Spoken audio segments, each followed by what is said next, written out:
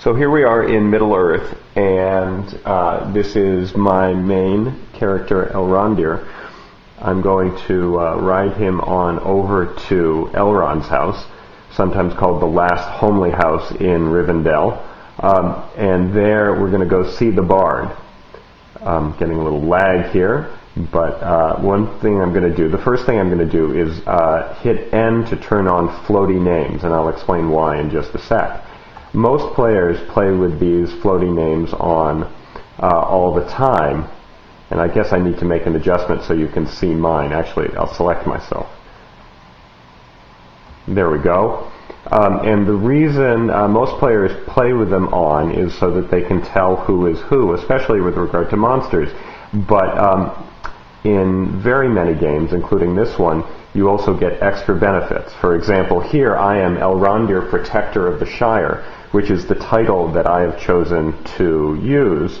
And if I go to, not that one, if I go to my character screen, I can change my titles. These are the traits that we're going to look at with the bard. You can tell I don't often change my title.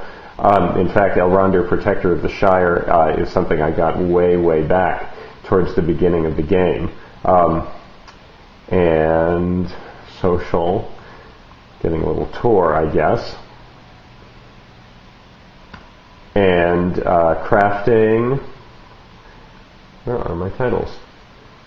Here we go. This is my character journal, and here are the titles I can choose. Elrondir, Artisan Scholar, Elrondir, Master Journeyman Scholar, Elrondir, Student of Celebrimbor, because I acquired some ring lore. But the basic idea is, of course, kleos. That is, this is who I am. Remember that the basic notion of kleos depends in Epic on the formula, right? So consider the title a kind of formula. But then that gets expanded even further, as you'll see when I go to visit the bard. And he is called the bard. I'm not making that up. But obviously he doesn't do the same thing that a bard in archaic Greece did. Instead, this bard controls your statistics in certain very important ways. All right. You'll also notice, let me change things around here. You'll also notice that I'm riding a very wonderful horse. I actually just got this horse last night for finishing, yes, the epic storyline of Lord of the Rings Online. And so anybody who sees me riding this wonderful horse knows that I have finished the epic and therefore am, I don't know, uber, to use a gaming term. In any case, I now have to dismount to talk to the bard. Actually, that's the minstrel trainer. See if I can remember where the Bard of Rivendell is. I'll probably have to do a cut here.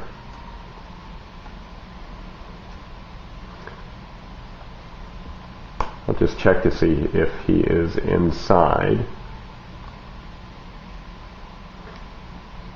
The minstrel trainer, who I think I can be forgiven for confusing with the bard, is somebody who also controls various things I do by training me in my minstrel skills.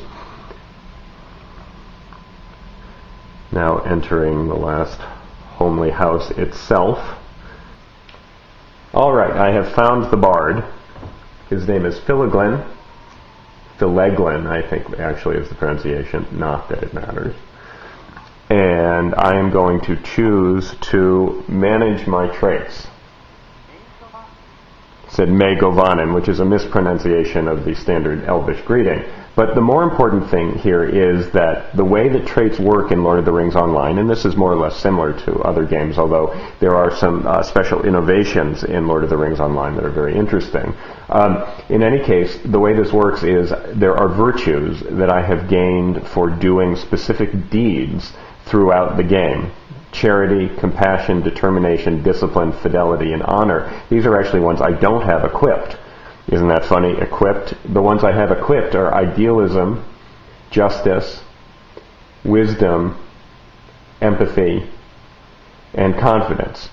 Now, anybody who knows this game will notice that I have not been working on my deeds. That is, my statistics that go along with these wonderful abstract concepts of idealism, justice, etc., those are not as high as they should be for somebody who has just finished the epic, and of that I am ashamed.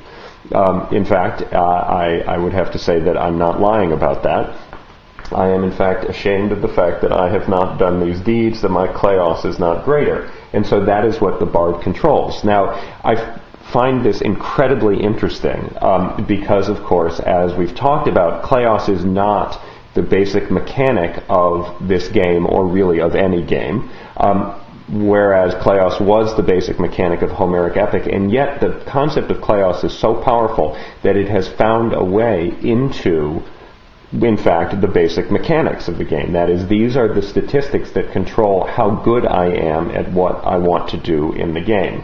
And so this version of kleos, expressed through the Bard of Rivendell, and there are bards all over the game who can kind of switch out your traits for you, and obviously the conceit is that this bard will now tell different stories about you based on the various traits you have. Instead of Elrondr the idealistic, I could be called Elrondr the honorable, and my formulas could change, those formulas being completely controlled by numeric statistics. So although, as I said, the analogy is imperfect, its very imperfection, I think, will lead us into extraordinarily interesting discussions of what's really going on here with kleos and with the mise en abîme that we see in Homeric epic.